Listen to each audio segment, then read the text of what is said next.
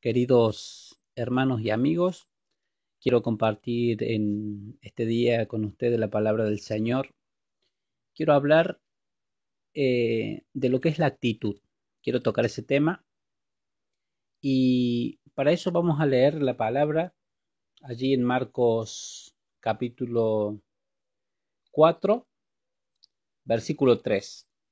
Y dice, Oíd, el sembrador salió a sembrar, y al sembrar aconteció que una parte cayó junto al camino, y vinieron las aves del cielo y se la comieron. Otra parte cayó en pedregales, donde no había mucha tierra, y brotó pronto, porque la tierra no era profunda. Pero cuando salió el sol se quemó, y como no tenía raíz, se secó. Otra parte cayó entre espinos, y los espinos crecieron y la ahogaron y no dio fruto. Pero otra parte cayó en buena tierra y dio fruto, pues brotó, creció y produjo a 30, 70 y a 100 por uno. Y vamos a pasar al versículo 16. Dice, de igual modo los que fueron sembrados en pedregales son los que al oír la palabra al momento la reciben con gozo, pero no tienen raíz en sí y no se mantienen firmes. Por eso cuando viene la tribulación o persecución por causa de la palabra, tropiezan. Los que fueron sembrados entre espinos son los que oyen la palabra, pero los afanes de este siglo, el engaño y las riquezas y las codicias de otras cosas entran y ahogan la palabra y la hacen infructuosa. Y los que fueron sembrados en buena tierra son los que oyen la palabra, la reciben y dan fruto a 30, a 70 y a 100 por uno. Quiero hablar de lo que es nuestra actitud al recibir la palabra de Dios. ¿Y qué es la actitud?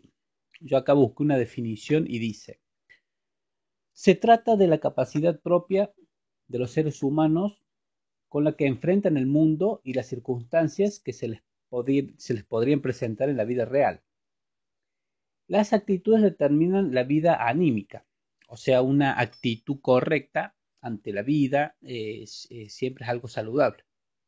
El otro día hablando allí en familia, yo le decía a alguien, eh, uno no elige las cartas que le tocan en la vida, pero tenemos que tratar de jugar lo mejor posible con esas cartas que nos tocan.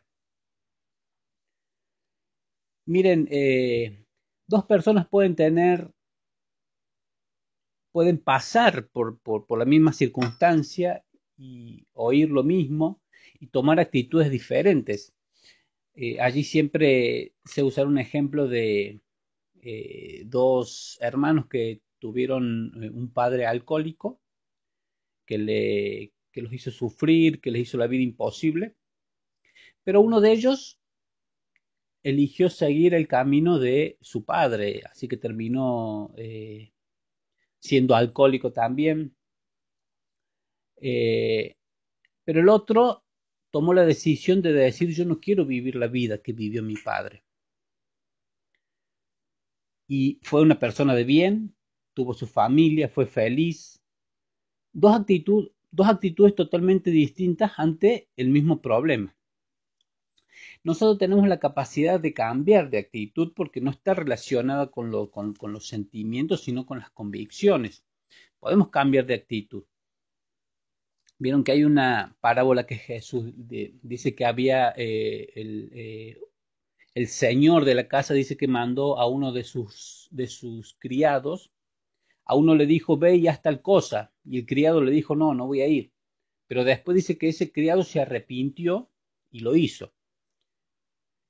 Sin embargo, le dijo a otro de sus criados que le dijo, ve y haz esto. Y el criado le dijo, sí, lo haré sin ningún problema. Pero dice que al final no lo hizo. Podemos cambiar de actitud si estamos teniendo una actitud mala, porque eso no está relacionada a cómo nos sentimos en ese momento, sino en lo que creemos, en lo que dice la palabra y en lo que Dios nos manda. A veces, muchas veces nos vamos a encontrar que tenemos que tomar decisiones por encima de lo que sintamos en ese momento. Gozarnos a pesar de la tribulación que podamos estar pasando. El salmista decía, alma mía, bendice a Jehová. Era como que él obligaba a su alma a bendecir al Señor y no te olvides de ninguno de sus beneficios. Otra cosa que a veces se confunde mucho es la aptitud, o sea, con la letra P, y la actitud, que son dos cosas totalmente distintas. Uno determina lo que sabemos, para lo que estamos preparados, y otro determina qué es lo que hacemos con eso. Y Dios espera de nosotros la actitud correcta de nuestro corazón frente a la palabra de Dios. ¿Cuál es tu actitud al oír la palabra? ¿Simplemente te gusta, te da ánimo, esperanza? ¿O es una semilla que produce vida dentro tuyo? Porque dice que la palabra, que aquí la representa con la semilla que siembra el sembrador, dice que la palabra es viva. ¿Está produciendo cambios en tu vida? ¿Ha producido cambios o sigue siendo el mismo? Hermano, si usted es el mismo que hace un año, entonces preste atención y preocúpese. Humíllese, arrepiéntase y dígale a Dios que examine su corazón. Vuelva a leer la palabra con una actitud de obediencia esta vez. Haga de la palabra un espejo, no un libro de autoayuda. Un espejo donde a usted la palabra de Dios le muestre cuáles son las cosas que están mal en su vida y usted cambie. No simplemente un libro para alentarnos nada más. En ese tiempo ya Jesús no enseñaba en las sinagogas por la creciente oposición de los fariseos. Fíjense, los fariseos eran expertos en la ley y como no les alcanzaba, dice que ellos añadían tradiciones para darse la gloria a ellos mismos, para hacerse ver con los otros. Pero dice que su corazón estaba lejos de Dios. Aunque tenían la palabra, su corazón dice que estaba lejos de Dios. Hay cosas que solo las hacemos llegar al alma muchas veces. Yo recuerdo cuando estaban los famosos congresos, cuando asistían los jóvenes de nuestra iglesia a los congresos de jóvenes y venían de allí con gozo, cantaban, pasaban al frente, alentaban a la iglesia. Y después al otro sábado en la reunión de jóvenes no había nadie. Es más, al día de hoy no quedó ninguno de esos jóvenes. Se apartaron, otros se fueron, otros... ¿Por qué? Porque era algo que simplemente la palabra de Dios había llegado a su alma, no había llegado, no habían permitido que llegue a transformar su vida. Los judíos rechazaban a su rey, la palabra directa de Dios, porque su corazón no era recto. Fíjense, Jesús mismo les predicaba y ellos rechazaban la palabra de su rey. Cuando tienes verdadero hambre de la palabra, Cristo se revela a tu corazón. Cuando nosotros decimos, bueno, Dios me reveló la palabra? ¿Cuándo es revelación? Es cuando una palabra, la palabra que siempre estuvo en tu mente, baja a tu corazón y tienes la necesidad de vivirla. Y en base a eso transformas tu vida. Ahí puedes decir que realmente Dios te reveló a tu corazón la palabra. Muchos se van a otras iglesias creyendo que la palabra es más atractiva, porque hay más programas, más prédicas durante la semana o gente, predicadores reconocidos. Mira, hermano, usted puede tomar el té con Billy Graham, puede estar con el predicador más reconocido, pero usted no va a cambiar por eso, porque escuche la palabra de tal o cual persona. Usted va a cambiar cuando usted disponga su corazón, cuando su corazón sea buena tierra. Dice que a los judíos, dice allí en libros de Hebreos, que no les aprovechó oír la palabra porque no iba acompañada de fe. ¿Qué significa la fe? En este caso, una actitud de decir, Señor, yo creo la palabra. Yo quiero obedecer la palabra. el que Jesús enseñara por parábolas no era otra cosa, no era porque Dios quería, era de alguna forma una muestra evidenciaba el juicio de Dios en contra del pueblo judío como consecuencia de haberlo rechazado al Señor. No podemos rechazar a Jesús y seguir teniendo oportunidades indefinidamente. Usted, hermano, cuando ve a un cristiano apartado, no le diga, volvé a Dios, que Dios te va a bendecir, te va a ayudar. Dígale, volvé a Dios antes de que ya no haya más oportunidades, antes que pierdas la salvación. Y acá la pregunta que surge es, ¿qué tipo de tierra eres? A veces variamos en nuestra actitud al oír la palabra porque nuestra vida espiritual no es firme. La semilla, que es la palabra que se siembra, tiene vida en sí misma. Si se le da oportunidad, produce fruto. Y nosotros debemos predicar la sana doctrina. Hoy hay mucho que se predica, ya no se predica la sana doctrina, sino lo que la gente quiere oír, que le haga sentirse bien. Otros dice la Biblia que se volverán a las fábulas porque creen que el Evangelio es algo para pasado de moda. Pero el apóstol Pablo, él dice allí en una de sus cartas, os declaro el Evangelio. ¿Por qué? Porque el Evangelio es poder de Dios. Predica la palabra, le decía Timoteo. El mensaje de los apóstoles. Nosotros tenemos que predicar la sana doctrina siempre. Dice que parte de la semilla esa cayó junto al camino. ¿Qué representa esto? Esos son los corazones endurecidos, insensibles, gente marcada por traumas, gente que ha formado una coraza allí en su vida para no sufrir. Dice que reciben la palabra con gozo, les gusta, la creen, los convence y tal vez vayan siempre a la iglesia. Pero nunca esas palabras producen frutos. Y fíjense que son personas que capaz que no faltan nunca a la iglesia. Esas personas necesitan ser libres, que Dios sane su alma. Gente que necesita liberación espiritual de maldiciones, necesita confesar cosas, necesitan tener una consejería profunda. Y los pájaros representan a los demonios que oprimen, que engañan. Fíjense que los caminos se forman por el tránsito constante. La Biblia habla del endurecimiento por causa de la repetición constante del pecado.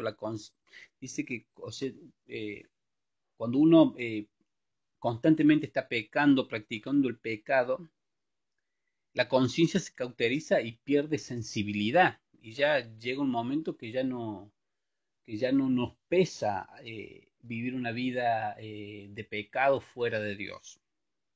Por eso siempre es mejor tener una conciencia sucia que una conciencia cauterizada, porque cuando uno tiene una conciencia sucia, todavía le pesa, todavía lo guía al arrepentimiento. Hay gente que quiere consagrarse, pero se les hace muy difícil. La manifestación de una vida auténtica se ve en el fruto, no en lo que se habla o lo que se sabe. Si no hay fruto no podemos afirmar que haya salvación. Por eso Pablo dice allí en una de sus cartas, examínense para ver si están en la fe. Dice que parte cayó en los pedregales y dice que era poco profunda. Hay gente que no deja que la palabra alumbre ciertas partes de su vida y personas que aparentan humildad y que aceptan consejos de corazón, pero hay partes de su vida o de su alma que es como que se les reserva, no quieren tocar esa parte. A veces es muy difícil tratar una vida profunda cuando la persona no está dispuesta. Por eso tiene que sacar las piedras que hay allí en su corazón, para que esa palabra pueda tener profundidad y pueda llevar frutos y no sea una raíz que crezca y que se seque.